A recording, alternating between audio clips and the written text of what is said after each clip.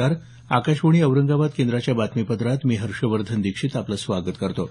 ठळक बातम्या. ट्रान्सफॉर्म महाराष्ट्र कार्यक्रमाच्या अंमलबजावणीसाठी स्वतंत्र पथक तयार करण्याची मुख्यमंत्र्यांची घोषणा. आधुनिक प्रगत आणि सक्षम महाराष्ट्राच्या निर्मितीसाठी जनतेकडून सहकार्याची राज्यपालांची अपेक्षा. अनुदानित गॅस सिलेंडर आणि रॉकेलच्या दरात वाढ, मात्र विनाअनुदानित सिलेंडरच्या दरात घट. आणि मराठवाड्यात महाराष्ट्र दिन उत्साहात साजरा. आता सविस्तर बातम्या. नवमहाराष्ट्र घडवताना युवा युवतींच्या संकल्पनांच्या पंखांना बळ देऊन त्या संकल्पना विकासात परावर्तित करण्याचं काम राज्य शासन करेल, अशी ग्वाही मुख्यमंत्री देवेंद्र फडणवीस यांनी दिली आहे. काल मुंबईत ट्रान्सफॉर्म अर्थात बदलता महाराष्ट्र या कार्यक्रमात मुख्यमंत्री बोलत होते. या कार्यक्रमाच्या अंमलबजावणीसाठी स्वतंत्र पथक तयार करण्यात येणार असून राज्याचा संपूर्णपणे विकास होईपर्यंत ट्रान्सफॉर्म महाराष्ट्र कार्यक्रम सुरूच राहील, असं मुख्यमंत्र्यांनी स्पष्ट केलं. या कार्यक्रमात सुमारे 6 लाख युवकांनी सहभाग नोंदवला. विविध संकल्पनांवर युवकांकडून प्राप्त झालेल्या 2300 सादरीकरणांपैकी निवडक 11 प्रकल्प यावेळी सादर करण्यात आले. एक स्वतंत्र पथक या सादरीकरणांचा अभ्यास करून त्यांच्या अंमलबजावणीसाठी आराखडा तयार करेल, असं मुख्यमंत्र्यांनी सांगितलं. दरम्यान काल कोल्हापूर इथं 303 फूट उंच ध्वजस्तंभाचं मुख्यमंत्र्यांनी लोकार्पण केलं.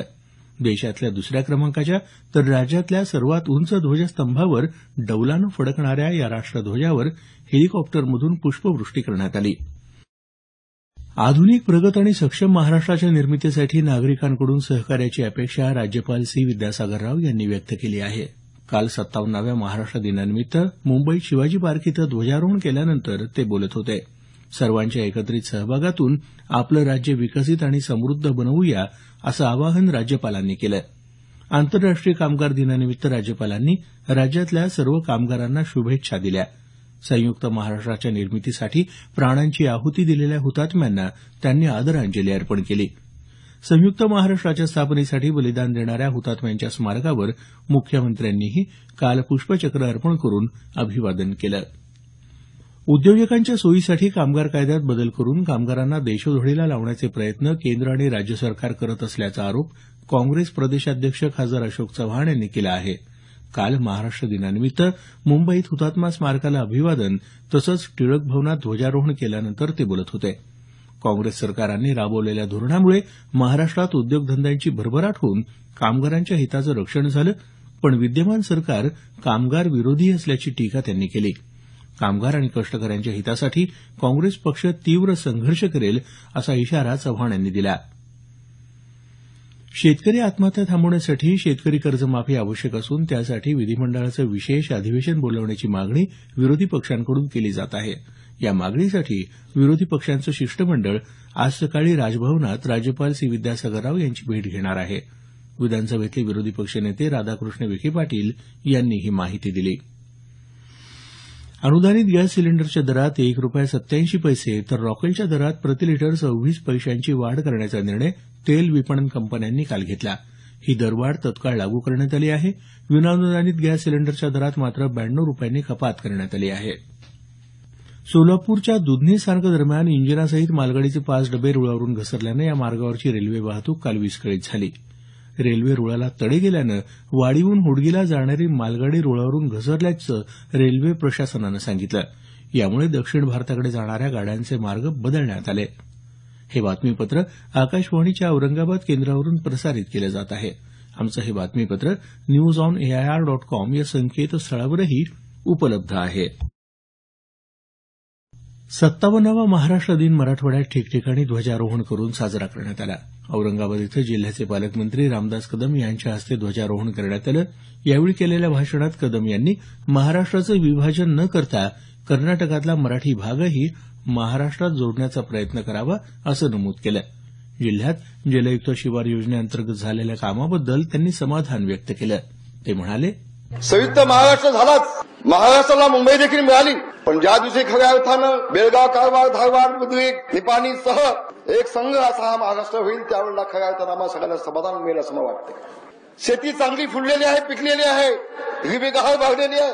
मराठवाड्यामध्ये अनेक ठिकाणी जलकुंभ भरलेले पाहायला मिळाले आणि म्हणून मला मुख्यमंत्री देवेंद्र फडणवीस यांना धन्यवाद दिले पाहिजेत. एक चांगली योजना या ठिकाणी त्यांनी संबंध मराठवाड्यासाठी घेतली, महाराष्ट्रासाठी घेतली, पाणी अडवलं.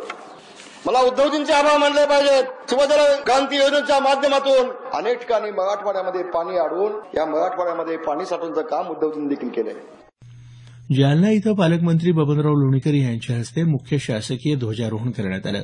जिल्ह्यात जालना, परतूर आणि मंठा तालुक्यातल्या 176 गावांना ग्रीडद्वारे पाणी पुरवठा करण्यासाठी 234 कोटी रुपये निधीतून योजना तयार होत आहे. आगामी काळात या योजनेच्या माध्यमातून मराठवाड्याला शुद्ध पाणीपुरवठा करण्याचं नियोजन असल्याचं पाणीपुरवठा मंत्र्यांनी सांगितलं.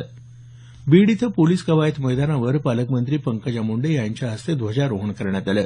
बीड हा कष्टकऱ्यांचा जिल्हा म्हणून ओळखला जातो. सर्वसामान्य जनता आणि शेतकरी यांच्या सर्वांगीण प्रगतीसाठी आपण प्रयत्नशील असल्याची ग्वाही मुंडे यांनी यावेळी दिली. पावसामुळे निर्माण झालेल्या शाश्वत पाणीसाठ्याचं श्रेय जलयुक्त शिवार अभियानाला जातं. बीड जिल्हा आता दुष्काळ मुक्तीच्या दिशेनं वाटचाल करत असल्याचा आपल्याला अभिमान आहे, असंही पालकमंत्र्यांनी नमूद केलं. लातूर इथं पालकमंत्री संभाजी पाटील निलंगेकर यांनी ध्वजारोहण केलं. उन्नत शेती समृद्ध शेतकरी या मोहिमेत जास्तीत जास्त शेतकऱ्यांनी सहभागी होण्याचं आवाहन निलंगेकर यांनी यावेळी केलं. उस्मानाबाद इथं पालकमंत्री दिवाकर रावते यांच्या हस्ते मुख्य शासकीय ध्वजारोहण करण्यात आलं. यावेळी केलेल्या भाषणात रावते यांनी शेती क्षेत्र अधिक सक्षम करण्यासाठी या खरीप हंगामात शेतीची उत्पादकता वाढवणं हे मुख्य उद्दिष्ट असल्याचं सांगितलं. ते म्हणाले, यावर्षी उत्पादकता वाढवणे हे उद्दिष्ट असून उन्नत शेती आणि समृद्ध शेतकरी हा कार्यक्रम हाती घेण्यात आला आहे. शेतकरी गट, शेतकरी कंपन्यांची निर्मिती करून गाव पातळीवर समूह तयार करून त्याचे कृषी भांडवल उपलब्ध करून देण्यात येणार आहे. यावर्षी जलयुक्त शिवाराच्या कामाला गतिमानता देऊन शेततळी, विहिरींची कामे मिशनमूळ म्हणून युद्धपातळीवर करण्याचा प्रयत्न करण्यात येईल. पालकमंत्री रावते यांच्या हस्ते यावेळी आदर्श तलाठी, जिल्हा उद्योजक तसंच क्रीडा पुरस्कार प्रदान करण्यात आले. अवैध सावकारांनी बळकावलेली 30 एकर शेतजमीन पालकमंत्र्यांच्या हस्ते मूळ मालकांना परत करण्यात आली. परभणी इथं प्रियदर्शनी इंदिरा गांधी क्रीडा संकुलावर जिल्हाधिकारी पी. शिवशंकर यांच्या हस्ते मुख्य शासकीय ध्वजारोहण करण्यात आलं. ध्वजारोहणानंतर जिल्हाधिकाऱ्यांच्या हस्ते धावपटू ज्योती गवते हिचा सत्कार करण्यात आला. हिंगोली इथं संत नामदेव पोलीस कवायत मैदानावर सामाजिक न्याय आणि विशेष सहाय्य मंत्री तथा जिल्ह्याचे पालकमंत्री दिलीप कांबळे यांच्या हस्ते शासकीय ध्वजारोहण करण्यात आलं. पोलीस प्रशासनाच्या वतीनं तयार करण्यात आलेल्या दामिनी एक स्वयंपूर्णा या पुस्तिकेचं प्रकाशनही पालकमंत्री कांबळे यांच्या हस्ते करण्यात आलं.